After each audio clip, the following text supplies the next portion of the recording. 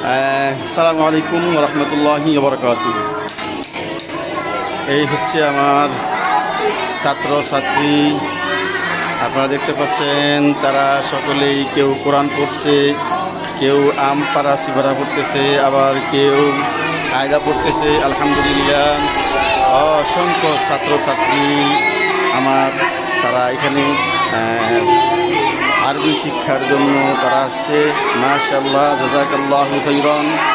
এই হলো তাদের দৃশ্য, আপনাদেরকে দেখাচ্ছি আমি। সম্মানিত দিনী ভাই বোনেরা, আপনাদের সকলকে পবিত্র মাহে রমাদান মুবারকের শুভেচ্ছা।